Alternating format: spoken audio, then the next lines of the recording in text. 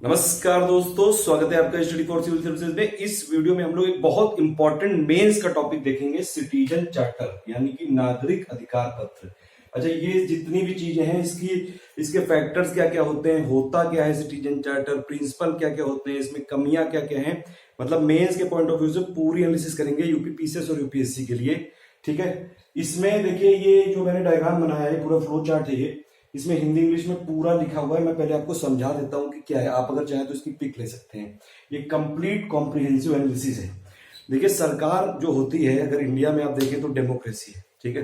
तो सरकार चलती किसके दम पे है? नागरिकों के दम पे। ठीक है, सरकार के जो जितनी सारी मिनिस्ट्री बनाई गई, वो किस लिए बनाई गई? वो हमको सर्व करने के लिए बनाई गई है। तो जो उनकी सर्विसेज है वो हमको मिल पा रही कि नहीं, ये उन सब चीजों का स्टेटमेंट है ये। ठीक है, सरकार के क्या क्या, देखिए सरकार के दो मेन काम है। पहला तो क्या है? लॉ इन्फोर्समेंट करना, कि कोई अगर करप्शन ना हो ये देखना, कोई भी बंदा टैक्स ना इवेट करे कि ज्यादा कमा के कम पैसे दिखाए। ठीक है, कोई जो क्राइम हो रहा है उसको कैसे इन्वेस्टिगेट करना, ये सब चीजें काम है। प्लस जो मेंटेनेंस है लॉ एंड ऑर्डर का, मतलब जो भी यहाँ पे एग्जीक्यूटिव के जो भी डिसीजंस हैं, प्लस जो भी कॉन्स्टिट्यूशन में, संविधान में जो भी प्रावधान लिखे हैं, लॉ एंड ऑर्डर को पूरा मेंटेन करके रखना है। पहली तो ये चीज हो गई।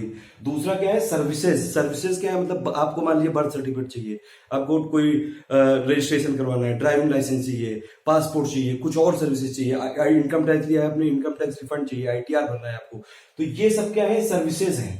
हेल्थ केयर प्रोवाइड करना है, ये इनके लिए ही तो भारत की जो मिनिस्ट्री बनाई गई है। मिनिस्ट्री का मेन काम क्या है? लोगों को सर्व करना। लोगों यानी कि जो हमारे यहाँ पे सिटीजन है उनको सर्व करना, क्योंकि इंडिया में जो है वो डेमोक्रेटिक सिस्टम है। डेमोक्रेटिक जो सिस्टम है उसका पूरा का पूरा जो सार है वो सिटीजन यानी कि नागरिकों पे ही डिपेंडेंट है। इसीलिए नागरिक अधिकार पत्र जारी किया जाना चाहिए। ठीक है, तो क्या है? अगर मान लीजिए डेफिनेशन आपको लिखनी है तो क्या है? देखिए, एक वैसे समझिए लेमन की भाषा में, आप एक कंपनी से मान लीजिए आपने कोई प्रोडक्ट खरीदा, ठीक है, आपने मान लीजिए कोई इंटरनेट की सर्विस ली, ठीक है, तो वो आपको क्या क्या सर्विस देगा कि वो डेली आपको पूरे टाइम आपके पास इंटरनेट आना चाहिए। ठीक है, कभी उसका कोई गैप नहीं होना चाहिए।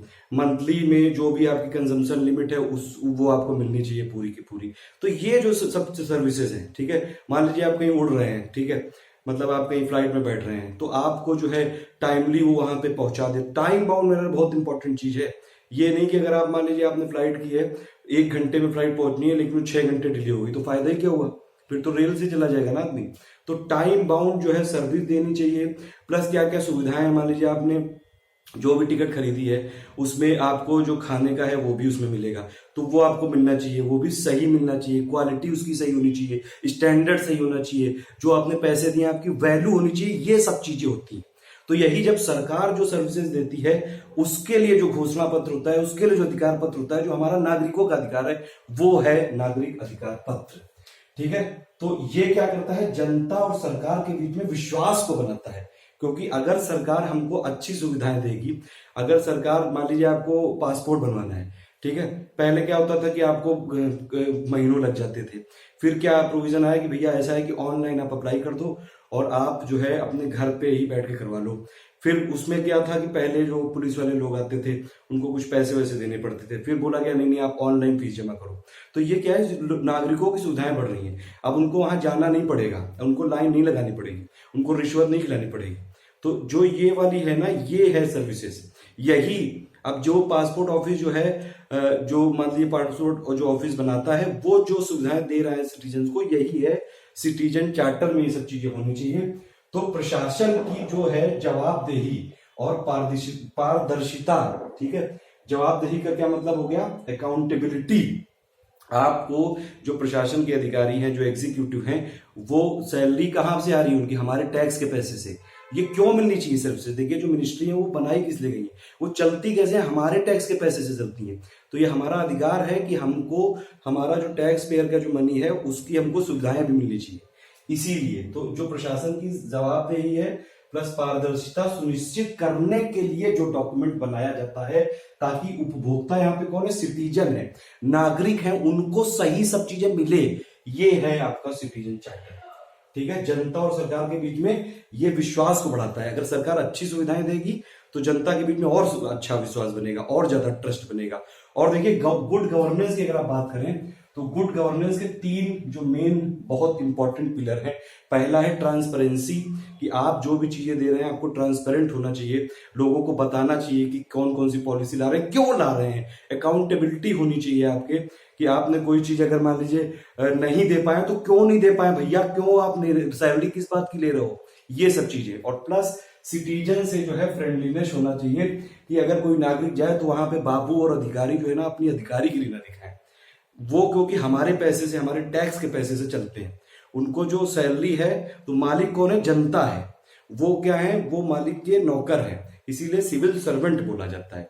जो सरकार है वो भी क्या है, मेन एम क्या है उनका, जनता को सर्व करना। ठीक है, तो सिटीजन चार्टर है क्या, पब्लिक स्टेटमेंट है। ये क्या क्या बताएगा कि नागरिकों को इंटाइटलमेंट क्या क्या है, क्या क्या सुविधाएं। मान लीजिए इनकम टैक्स का डिपार्टमेंट है, वो क्या क्या सुविधाएं दे रहा है। ठीक है, कैसे कैसे आपका इनकम टैक्स फाइल करवा रहा है, कैसे कैसे प्रोसेस को इजी बना रहा है, कैसे कैसे लोगों के लिए जो है वो इजी चीजें कर रहा है कि लोगों को सुविधाएं बढ़ जाए। ठीक है, तो इंटाइटलमेंट क्या है, क्या क्या स्टैंडर्ड होगा, स्टैंडर्ड बहुत इंपॉर्टेंट है। और प्लस टाइम बाउंड हो रहा है कि नहीं, ये इंपॉर्टेंट बात है। प्लस जो कंडीशन है, अब इसमें ये भी होता है कि क्या क्या कंडीशन जो है वो नागरिकों को भी अपनी तरफ से यहाँ पे फुलफिल करनी है। और मान लीजिए अगर कोई चीज यहाँ पे इन्होंने बोली है, सरकार के जो पब्लिक डिपार्टमेंट है, जो मिनिस्ट्री है, उन्होंने जो अपना सिटीजन चार्टर बनाया और अगर वो सुविधाएं नहीं मिली तो उसकी रिमेडी क्या है, ग्रीवियंस रिड्यूसल कैसे करोगे, ये कि नागरिक फिर कहाँ जाए, किससे शिकायत करे, ये सब चीजें। ये होता है पूरा सिटीजन चार्टर। समझाने में थोड़ा सा ज्यादा यहाँ पे टाइम लग गया, क्योंकि एक जो है फीलिंग वो जो अंडरस्टैंडिंग वाली आनी चाहिए। दूसरी बात है ये कि ये जो है ये मैंने कीवर्ड्स इसमें बहुत सारे इंक्लूड किए मेंस के आंसर राइटिंग में, इसलिए आपको यहाँ पे ये सब चीजें बस इतना अगर आपने लिख दिया ना, इससे बाहर क्वेश्चन आ ही नहीं सकता है। नेगेटिव पॉजिटिव वे फॉरवर्ड सब इसमें है। ठीक है, तो बेसिस यहाँ पे क्या है, डिमांड ड्रिवन, कि जो सिटीजन की डिमांड से आ रहा है, अगर सिटीजन को कुछ और सर्विस चाहिए तो वो है वहां से, सप्लाई ड्रिवन नहीं, डिमांड ड्रिवन है। ठीक, ये हो गया सिटीजन चार्टर होता क्या है। अब इसके 6 प्रिंसिपल हैं। ठीक है, फिर इसके कुछ तत्व हैं, क्या क्या इसमें होना चाहिए। सिटीजन चार्टर देखिए हर मिनिस्ट्री को करना चाहिए जो भी सुविधाएं दे रही है। ठीक है, ये सब पहले हिस्ट्री अगर समझने की बात करें तो सबसे पहले ये यूके में चालू हुआ था 1991 में, जॉन मेयर की सरकार ने पहले इसको सबसे पहले पूरी दुनिया में लाया था। फिर यूके में 1998 में जो है टॉनी ब्लेयर की सरकार ने एक सर्विसेज फर्स्ट करके एक डॉक्यूमेंट लाया था उसमें।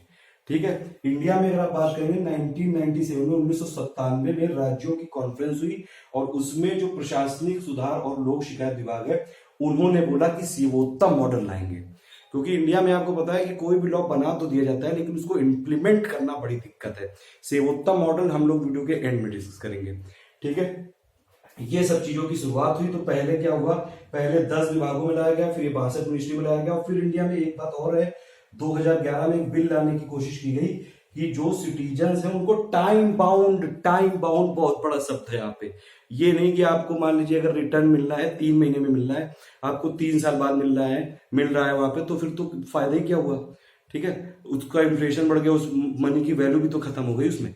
तो ये सब टाइम बाउंड मतलब समय के साथ मिलना चाहिए, हालांकि वो बिल पास नहीं हो पाया। अब देखिए जो मेन बातें क्या लिखी है, तो मूल उद्देश्य जो है वो सिटीजन चार्टर का क्या है कि जो भी नागरिकों को सेवा मिल रही है, सेवा वितरण जो हो रहा है नागरिकों में, उसमें उनके अधिकारों की रक्षा करना। क्यों अधिकारों की रक्षा करना, क्योंकि टैक्स पेयर है। ठीक है, हमारे पैसे से तो सरकार चलती है। ठीक, अब इसके देखिए तत्व क्या क्या है। मान लीजिए कोई भी इनकम टैक्स वाला हो गया डिपार्टमेंट, एक्साइज ड्यूटी वाला डिपार्टमेंट हो गया, तो वो अगर मान लीजिए सिटीजन चार्टर उसने किया, उसमें होना क्या क्या चाहिए।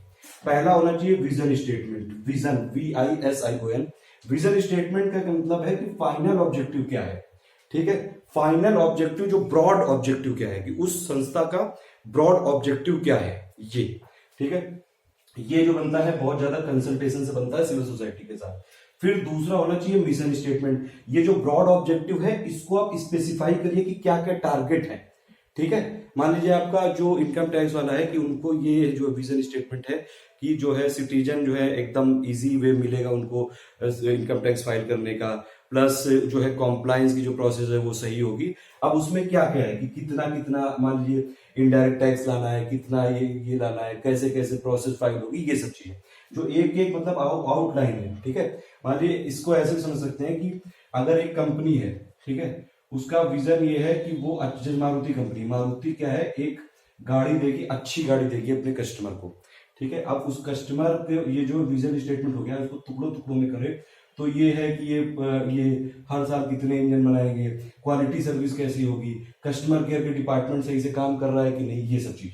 तो विजन स्टेटमेंट हो गया ब्रॉड ऑब्जेक्टिव, ठीक है, फाइनल ऑब्जेक्टिव, और इसको कंसल्टेशन से बनाया जा रहा है। मिशन स्टेटमेंट में क्या है, स्पेसिफिक ऑब्जेक्टिव, उसको तोड़ तोड़ के क्या क्या एग्जैक्टली ऑब्जेक्टिव है।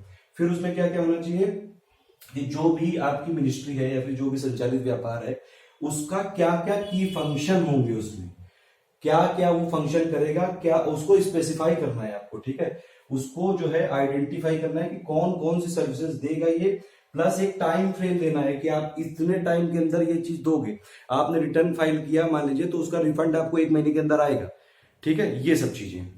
फिर होना चाहिए ग्राहकों का विवरण की, मतलब कौन कौन से जो है कस्टमर बेस है, उनकी सेवाओं का विवरण होना चाहिए, और लास्ट में होना चाहिए शिकायत निवारण और प्लस ग्राहकों से उम्मीदें। शिकायत निवारण इसलिए कि मान लीजिए जो भी आपने सर्विसेज बोली है अगर आप नहीं दे पाए तो हम कहाँ जाएं, किसके पास जाएं, ये सब है शिकायत निवारण, ठीक है। अब इसके 6 प्रिंसिपल होते हैं, जो सिटीजन चार्टर होता है, डॉक्यूमेंट होता है, इसके 6 प्रिंसिपल आपको फॉलो करने हैं, 6 सिद्धांत है। पहला क्या है कि क्वालिटी, कि क्या क्वालिटी दे रहे हो आप, जो सर्विसेज है उसकी गुणवत्ता ठीक है कि नहीं, ठीक है, क्या है उसकी क्वालिटी। दूसरी होनी चाहिए चॉइसेस। चॉइसेस का मतलब हो गया, मान लीजिए देखिए पहले क्या होता था, बीएसएनएल था, बस वही एक जो है फोन आता था। फिर क्या है, धीरे धीरे वक्त के साथ एयरटेल, वोडाफोन, आइडिया, इतनी सारी सर्विसेज आ गई। मतलब लोगों के पास चॉइस होनी चाहिए, लोगों को ऑप्शन होना चाहिए। अगर मान लीजिए ये मोनोपोली नहीं होनी चाहिए कहीं भी, ठीक है, बहुत सारे ऑप्शन होने चाहिए कि आदमी जो है, जो नागरिक है, वो अपने आप डिसाइड करें कि भैया जी बेस्ट क्या है, ठीक है। तो इसीलिए फिर जो है लोगों के पास विकल्प होना चाहिए। ये 6 पॉइंट है, कीवर्ड्स हैं एक्चुअली, ठीक है, ये की कॉन्सेप्ट है, इनको जरूर याद रखिएगा, हिंदी इंग्लिश से दोनों लिखे हुए हैं। तीसरा कि उसका स्टैंडर्ड आपको मेंटेन रखना है, मानदंड उसके मेंटेन रखने हैं। फिर चौथा कि वैल्यू, क्या आप जितना आपको टैक्स हमने पे किया, जो भी सिटीजन है, जो इनकम टैक्स पेयर है, उनको उसकी वैल्यू दे रहे हो, जो भी आपने अपनी ऑर्गेनाइजेशन के लिए जो विजन और मिशन स्टेटमेंट है उस हिसाब से आप वैल्यू कर रहे हो अपने कस्टमर को कि नहीं, जो यहाँ पे सिटीजन है। फिर अगर मान लिया नहीं किया तो उसकी क्या जवाबदेही है भैया, क्या उनको पनिशमेंट मिलेगा, क्यों नहीं किया, क्यों नहीं किया, ठीक है। फिर उसकी ट्रांसपेरेंसी की, मान लीजिए आपने कोई पॉलिसी चेंज करी तो लोगों को भी बताओ, लोगों से भी कंसल्ट करो क्यों कर दिया आपने चेंज, ठीक है, क्योंकि सरकार क्या है, जनता की नौकर है, ये है कुल मिला के। तो ये हो गए 6 प्रिंसिपल, आप इसको यहाँ पे रख लीजिएगा डायरेक्टली, ठीक है। फिर दूसरी बात है ये कि अगर सिटीजन चार्टर बनाया जाना है तो क्या क्या रिकमेंडेशन होनी चाहिए। पहली बात तो one size does not fit all, मतलब ऐसा नहीं कि एक मिनिस्ट्री के लिए बना दिया गया, अब वो है मान लीजिए इनकम टैक्स वाली मिनिस्ट्री, ठीक है, उसके बाद दूसरा कोई मिनिस्ट्री, वो डाक जो पोस्टल वाला जो मिनिस्ट्री, उसकी अलग सुविधाएं, इनकम टैक्स में अलग उनका फंक्शन है, उनको इनकम टैक्स कलेक्ट करना है। यहाँ पे क्या है, ये पोस्टल वाला सर्विसेज वाला अलग है, रेलवे वाला अलग है, तो सबके लिए थोड़ी ना सेम हो सकता है, ठीक है। एक अगर मान लीजिए बहुत बड़ा कोई एक मिनिस्ट्री है, उसमें बहुत सारे डिपार्टमेंट है, तो सबके अलग अलग फंक्शन है, इसीलिए तो डिपार्टमेंट बनाए गए, काय के लिए फिर बनाया गया है।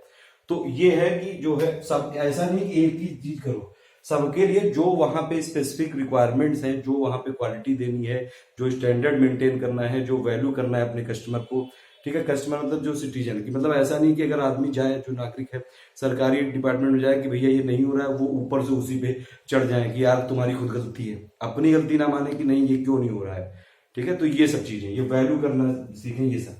और दूसरी बात है कि जब ये बनाया जाए तो अच्छा खासा कंसल्टेशन किया जाए, लोगों की भी राय ली जाए। और सरकार जो है, मतलब जैसे वो वाला कॉन्सेप्ट है कई जगह कि आप लोगों से भी कुछ कंसल्टेशन करें, लोग यहाँ पे नहीं कर सकते हो डायरेक्ट, क्योंकि यहाँ डेमोक्रेसी नहीं है, इनडायरेक्ट डेमोक्रेसी है, तो सिविल सोसाइटी से कंसल्ट करो, ठीक है, सिविल सोसाइटी से कंसल्टेशन होना चाहिए। दूसरी बात यह कि मान लीजिए अगर कोई यहाँ पे शिकायत आती है तो कंटिन्यूअस रिफॉर्म के लिए यहाँ पे तैयार रहना चाहिए। एक जापानी कॉन्सेप्ट होता है काइजन, काइजन का मतलब होता है कंटिन्यूअस इंप्रूवमेंट। मैं एक्चुअली मारुति कंपनी में काम कर चुका हूं ना, वहां पे ये था कि आप लगातार इंप्रूवमेंट करेंगे अपनी सर्विसेज को, और ये यहां भी होना चाहिए। फिर उसका इवेल्युएशन भी आपको करना है कि जो सब चीजें चल रही हैं सब ठीक है कि नहीं, अगर कुछ बदली जा सकती है तो बदलिए उसको, ठीक है। वे फॉरवर्ड यही है कि आप इसको कैसे अच्छे से कर सकते हैं। तो क्वेश्चन ये हो सकता है कि सिटीजन चार्टर बना तो दिया गया भैया, लेकिन उसमें कुछ हो नहीं रहा है, उसके क्या क्या निगेटिव पॉइंट हैं, क्या क्या कौन से, कैसे उसको सुधारा जा सकता है।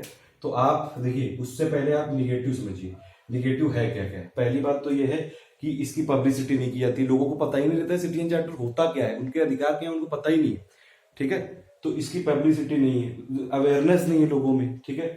बहुत ज्यादा स्टैंडर्ड है, ये वेरिएंस स्टैंडर्ड जो है मानदंड है उसमें बहुत ज्यादा वेरिएंस है, ठीक है। और उसके बाद है कि लोगों का इन्वॉल्वमेंट ही नहीं है बिल्कुल, और जो सिटीजन फ्रेंडली अप्रोच बिल्कुल सरकार की नहीं है। जो अधिकारी और बाबू होते हैं वो अपने आप को समझते हैं कि बिल्कुल हम मालिक हैं। अगर जैसे ये कहना नहीं चाहिए, कोई फालतू में बुरा मान सकता है, जो भी जैसे डिस्ट्रिक्ट का जो डीएम होंगे वो ऐसे समझते हैं जैसे डिस्ट्रिक्ट के पूरे राजा हैं, जबकि वो क्या है, वो सिविल सर्वेंट है, उनको डिस्ट्रिक्ट के लोगों की सेवा करने के लिए रखा गया है। तो ये वाली जो अप्रोच है ये मिसिंग होती है कई सारे ऑफिसर्स में। तो दूसरी बात है कि ट्रांसपेरेंसी नहीं है बिल्कुल भी। फिर क्या है, सेंट्रलाइजेशन की वजह से है, तो खैर उसके लिए तो धीरे धीरे की कोऑपरेटिव फेडरलिज्म वाला कॉन्सेप्ट आ रहा है। और सबसे बड़ी जो इंडिया में सब लॉ के साथ या फिर कोई भी डॉक्यूमेंट के साथ बात है कि इम्प्लीमेंटेशन की बड़ी कमी है। कोई भी चीज बना तो लेते हैं लॉ, लेकिन उसको इम्प्लीमेंट नहीं कर पाते हैं, ये एक बड़ी समस्या है। तो इसीलिए जब जो निगेटिव है बस उसी को पॉजिटिव कर दो, यही हो गया वे फॉरवर्ड, ठीक है। आप अवेयरनेस कैंपेन चला दो। राइट टू सर्विसेज वाला कॉन्सेप्ट आपने देखा होगा, कई सारे स्टेट में बात होती है कि भैया जो सिटीजन है उनको भी एक राइट है, राइट टू सर्विसेज भी आना चाहिए, ठीक है। इसकी जो है पूरे इंडिया में इम्प्लीमेंटेशन होना चाहिए। प्लस सेवोत्तम मॉडल, तो सेवोत्तम मॉडल क्या है वो एक मिनट रुकिए। देखिए ये है सेवोत्तम मॉडल। सेवोत्तम मॉडल का है जो उत्तम सेवा हो, मतलब सेवा हो जो उत्तम, वो है सेवोत्तम, ठीक है। ये गवर्नमेंट क्या है, ये सिटीजन के लिए बनाई गई है। तो इसमें 3 पिलर हैं, ठीक है। 1997 से स्टार्ट करने की कोशिश की गई थी इंडिया में। तो इसमें क्या है, इसमें आपको एक होना चाहिए सिटीजन चार्टर, मतलब हर मिनिस्ट्री जो हर डिपार्टमेंट जो सर्विस दे रही है वो सिटीजन चार्टर जरूर बनाएगी, ठीक है।